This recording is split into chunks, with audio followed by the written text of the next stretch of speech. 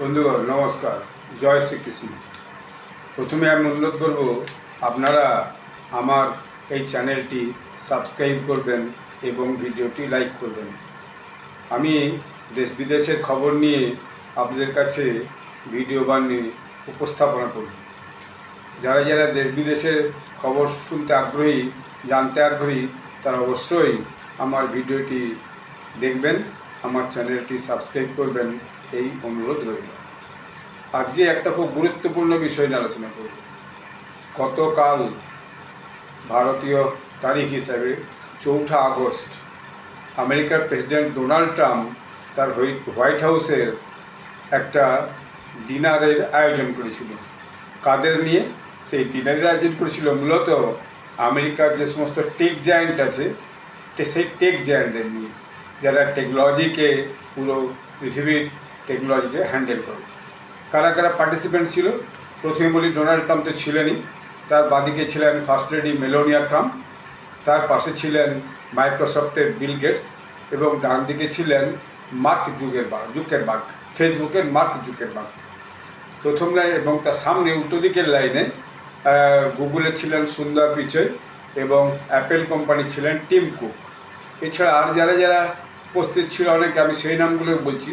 তবে এখানে উল্লেখযোগ্য যে স্পেসএক্স বা এক্স বা টেসলার যে মালিক ডোনাল্ড ট্রাম্পের যে সবচেয়ে বড় বন্ধু এলন মাস্ক, সে এলন মাস্ক কিন্তু উপস্থিত ছিলেন না।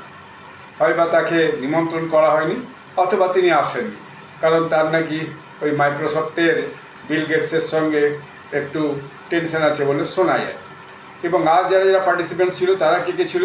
তারা ছিল মাইক্রোসফটের যে সিইও সত্য নাডেলা ছিলেন, ওপেন এআইয়ের সিইও ছিল সাম অল্টম্যান এবং গ্রেগ বুকম্যান, ওরাকলের সিইও ছিল সাত্রা ক্রেজ, গুগলের কো ফাউন্ডার ছিল সঞ্জয় ব্রিন, মিক্রনের সিইও সঞ্জয় মহরত্রা, বিবেক পান্ডেবা অফ টিপগো, শ্যাম শঙ্কর অফ প্ল্যান্টিভ, ব্লু অরিজিন ডেভিড লিন এবং স্কেল এআইয়ের আলেকজান্ডার ওয়াং এটসেট্রা। আরও অনেকে ছিল, কারণ ক্যামেরা এটা সাংবাদিকের সামনে ওপেন, সমস্ত সাংবাদিক দিকে, সারা আমেরিকা বা পৃথিবীর সাংবাদিক দিকে দেখে তাদের সামনে মিটিংটা হচ্ছিল, অর্থাৎ কোনো গোপনীয় মিটিং নয় আর কি, যাতে এটা সবাই জানতে পারে, শুনতে পারে। এটা ইদানিংকালে ডোনাল্ড ট্রাম্প এইটা শুরু করেছে। যাই হোক, তিনি এই সমস্তদের নিয়ে একটা মিটিং করলেন, তাদেরকে ডিনার খাওয়ালেন। তো এরপরে দেখা যাচ্ছে যে এই সিইওদিকে তিনি প্রত্যেককে জিজ্ঞেস করতে আরম্ভ করলেন আগামী দিনে তারা কত টাকা আমেরিকার বুকে ইনভেস্ট করবে। বিভিন্ন জনকে একদম ইন্ডিভিজুয়াল ধরে ধরে আপনি বলুন, আপনি বলুন, আপনি বলুন, ইউটেল এই জাতীয় আর কি। দেখা গেল সেখানে অনেকে কমিট করলো। যেমন গুগলের সুন্দর পিচাই বলল আগামী দিনে আমরা $250 বিলিয়ন ইনভেস্ট করব।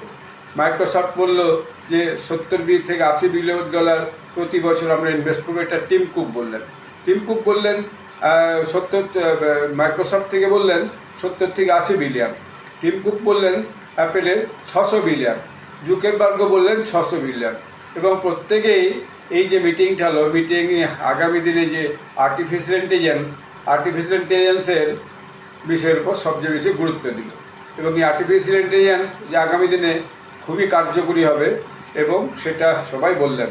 এবং দেখা গেল প্রত্যেকেই মোটামুটি ডোনাল্ড ট্রাম্পের যে প্রেসিডেন্টশিপ, তার লিডারশিপ, তাকে খুবই সমর্থন করলেন। যদিও আমরা জানি যে ফেসবুকের মার্ক জুকেরবার্গ গত নির্বাচনের সময় প্রেসিডেন্ট ট্রাম্পের যে অ্যাকাউন্ট, সেই অ্যাকাউন্টটিকে ব্লক করে দিয়েছিল। এছাড়া মাইক্রোসফটের বিল গেটস, তিনি খোলাখুলি ডেমোক্র্যাট দলের প্রার্থীকে তিনি কিন্তু কমলা হ্যারিসকে তিনি খোলামেলা কিন্তু সমর্থন করেছিলেন। যাই হোক, সে তো পুরানো কথা হয়ে গেছে। এই মুহূর্তে সবাই ডোনাল্ড ট্রাম্পের লিডারশিপের প্রশংসা করলেন, এবং পাশাপাশি কয়েকজন দেখলাম, আমি শুনছিলাম একটা নিউজটা অনলাইনে, কয়েকজন ফার্স্ট লেডি মেলানিয়া ট্রাম্পের যে শিক্ষার উপর ভয়ানক জোর দিয়েছেন, সেটাকে সবাই একটু তারিফ করলেন, অর্থাৎ ঘুরিয়ে দুজনকেই একটু সমর্থন করলেন যে এডুকেশনের উপর খুব কাজ করছেন ফার্স্ট লেডি মেলানিয়া ট্রাম্প। তো যাই হোক, এইটা একটা গেল। এরপর সাংবাদিকদের কোশ্চেন অ্যান্সার সেশন শুরু হলো। বেশ কয়েকজন সাংবাদিক বিভিন্ন রকমের কোশ্চেন করতে লাগলো। তার মধ্যে যে সমস্ত কথাগুলো উঠে এলো, একজন যেমন এই যুদ্ধ বন্ধের ব্যাপারটা জিজ্ঞেস করলেন, মানে উল্টো দিকে তো সেগুলো বোঝা যাচ্ছে না কে জিজ্ঞেস করছে। যাই হোক, সেখানে যা দেখা গেল, উনি এবারও বললেন যে আমরা 7 বছর আমি 7টা যুদ্ধকে অ্যাকচুয়ালি বন্ধ করে দিয়েছি। আমি 7টা যুদ্ধকে বন্ধ করে দিয়েছি, এটা উনি বললেন। এরপর দেখা গেল, কিন্তু এবারে একটা আশ্চর্যের বিষয় হচ্ছে যে উনি কিন্তু কোনো দেশের নামটা বললেন না, অর্থাৎ কোন দেশ সেটা বললেন না, বা ভারতের নামটা যেমন অন্যান্য সময় নিতেন সেটা এবারে কিন্তু তিনি নিলেন না। কেউ সেমিকন্ডাক্টরের ব্যাপারে জিজ্ঞেস করলো যে চীন সেমিকন্ডাক্টর তৈরি করছে, ভারতেও সেমিকন্ডাক্টরের নতুন অনেক উদ্যোগ তৈরি হচ্ছে, ভারতও সেমিকন্ডাক্টর তৈরি শুরু করেছে। তা আপনি কি এই সেমিকন্ডাক্টরকে আমেরিকাতে প্রবেশ করতে দিবেন? তিনি বললেন না, সেমিকন্ডাক্টর যদি অন্য দেশে তৈরি আমেরিকা প্রবেশ করে, আমি তার উপর ভীষণভাবে কিন্তু ট্যারিফ চাপাবো, আর যদি আমার দেশে প্রোডাকশন করে তাহলে আমার কিছু কিন্তু বলার নাই। তো এই কথাটা তিনি বললেন। এবং আমরা দেখেছি কদিন আগে তিনি যে ইন্টেলের যে সিইও তাকে কল করেছিলেন এবং হোয়াইট হাউসে বিজনেস সেক্রেটারি এবং এর সাথে বসে মিটিং করছিলেন। সেখানে তিনি তাকে বলেছেন তুমি রিজাইন করো। তার কারণটা হচ্ছে যে সে নাকি চায়নার সঙ্গে যোগাযোগ রাখছে এবং গোপন তথ্য সাপ্লাই করছে, এরকম একটা কথা। যদিও সে পরে তার বক্তব্য খোলাসা করেছে যে আমি কোনোভাবেই কোনো এরকম কাজ করিনি এবং এটা কিছু করিনি। আপনি জানেন ইন্টেলের চিপস হচ্ছে কম্পিউটারের জন্য অত্যন্ত গুরুত্বপূর্ণ। তো সেই খবরটা আমরা আগে শুনেছি। তো সেটা একটা ছোট্ট খবর বলে সবাই খুব একটা গুরুত্ব দেয়নি। যাই হোক, এরপরে দেখা গেল যে একজন প্রশ্ন করলেন যে সেমিকন্ডাক্টর বললাম যদি আমেরিকাতে তৈরি করে তাহলে পরে তাকে ট্যারিফ দিতে পারবে না। আবার একজন প্রশ্ন করলো যে নিউ ইয়র্কের মেয়র কে হবে, আপনি কি মনে করছেন আপনার দলের লোক মেয়র হবে, এরকম কিছু আপনার পছন্দসই মেয়র হবে? তখন বললাম আমি চাই না কোনো কমিউনিস্ট নিউ ইয়র্কের মেয়র হোক। তার মানে নিউ ইয়র্কের মেয়র নির্বাচনে যারা প্রতিদ্বন্দ্বিতা করছে তার মধ্যে কেউ একজন কমিউনিস্ট আছে এবং তার বোধহয় যে তার সম্ভাবনা আছে। আরেকজন সাংবাদিক প্রশ্ন করলেন যে আপনি কি জানেন যে ইউকে মানে গ্রেট ব্রিটেনে সেখানে সোশ্যাল মিডিয়ার উপর সেন্সরশিপ করা আছে, এটা কীরকম? এটা তো ঠিক নয়। আজকের দিনে ফ্রি স্পিচের উপর সেন্সরশিপ এবং সেখানে সোশ্যাল মিডিয়া অ্যাকাউন্টকে ব্লক করে যাচ্ছে। যারা সোশ্যাল মিডিয়াতে সরকারের বা ইউকের প্রধানমন্ত্রী কিয়ের স্টারমারের সমালোচনা করছে, তার এখানে পুলিশ হান্টিং হচ্ছে, এরকম একটা জাতীয় প্রশ্ন করলেন। তখন উনি বললেন হ্যাঁ আমি ব্যাপারটা জানি, I have already spoke to UK PM, আমি অলরেডি তার সঙ্গে কথা বলেছি। তো এই পর্যন্ত সব কিছু ঠিক আছে। এরকম জাতীয় খুব একটা গুরুগম্ভীর মিটিং এই টেক জায়ান্টদের নিয়ে হলো। এখন প্রশ্ন হচ্ছে হঠাৎ এরকম একটা অবস্থায় এরকম মুহূর্তে প্রেসিডেন্ট ট্রাম্প এই টেক জায়ান্টদের নিয়ে মিটিং করতে কেন বসলেন, এই প্রশ্নটাই ঘুরপাক করছে। তা আমি ঘুরপাক খাচ্ছে। তো আমি বেশ কিছু লেখা পড়লাম, অনেকগুলো ওয়েবসাইট সার্চ করে পড়লাম, কিছু জার্নালিস্ট, সিনিয়র জার্নালিস্ট, তাদের সমস্ত বক্তব্য শুনলাম।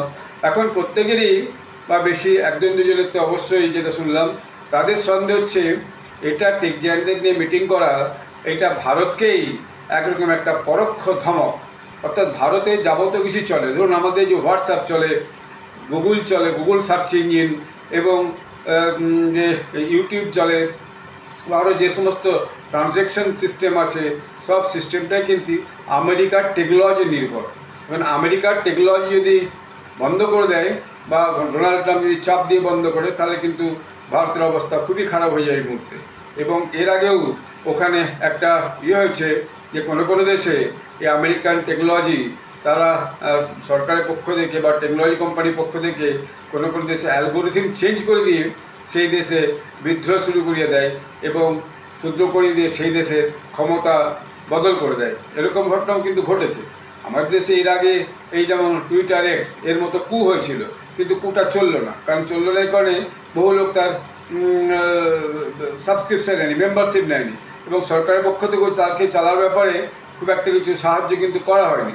এখন আবার একটা নতুন সার্চ ইঞ্জিন তৈরি হয়েছে কিছুদিন আগে, কিন্তু সেটা এখনও পুরোপুরি প্রচার হয়নি। একটা গুগল সার্চ ইঞ্জিনের বদলে ভারতের একটা নিজস্ব সার্চ ইঞ্জিন এবং ভারতের বিভিন্ন নিজস্ব অ্যাপস এইগুলো দরকার। আমেরিকার সঙ্গে যখন লড়াই প্রশ্নে চীন এবং রাশিয়া এদের দুজনের কিন্তু টেকনোলজির নিজস্ব সিস্টেম আছে, কিন্তু আমাদের ভারতের এখনও সেইভাবে নিজস্ব টেকনোলজি ডেভেলপ করে নাই যে টেকনোলজিটা দিয়ে ভারত তার সমস্ত কাজকর্ম চালাতে পারবে। আমরা এই যে আমেরিকা নির্ভর টেকনোলজিতে বসে আছি সেটা কিন্তু আর বেশি দিন চলবে না, আজকের মিটিংয়ে এটা মনে হচ্ছে। এবং আগামী দিনে ভারত সরকার এবং ভারতের জনগণ তাদের কিন্তু এটা নিয়ে একটু কথা বলা উচিত, অর্থাৎ একটা আওয়াজ তোলা উচিত যাতে সরকার এবং বিভিন্ন বড় বড় কোম্পানিগুলো এখানে আগামী দিনে সার্চ ইঞ্জিন এবং বিভিন্ন অ্যাপস তৈরি করে, যার মাধ্যমে আমরা যে অ্যাপসের মতো এই ইউটিউব বলুন, হোয়াটসঅ্যাপ বলুন, গুগল সার্চ ইঞ্জিন এর উপর যে নির্ভরশীল হয়ে আছি, সেই এমনকি ব্যাঙ্ক ট্রানজ্যাকশন বা অন্যান্য বিভিন্ন ট্রানজ্যাকশন যে সমস্ত আছে সেই নির্ভরতা যাতে আমাদের কমে। যদিও তিনি যদি এইভাবে জোর করে কিছু বন্ধ করতে যান, আমাদের কাছে বিকল্প আছে, আমরা রাশিয়া বা চীনের এই সমস্ত টেকনোলজি ব্যবহার করতে পারি, কিন্তু চীনের উপর বিশ্বাস করা মুশকিল।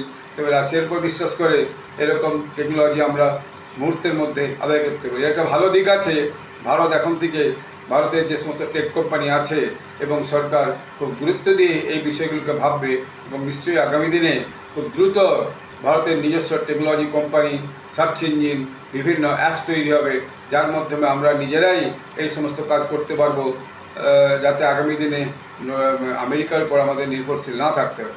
যদি এর জন্য আমেরিকার কোম্পানিরা ভারত থেকে বহু কোটি টাকা, প্রায় 2-3 লক্ষ কোটি টাকা রোজগার করে, সেটা তাদের বন্ধ হয়ে যাবে।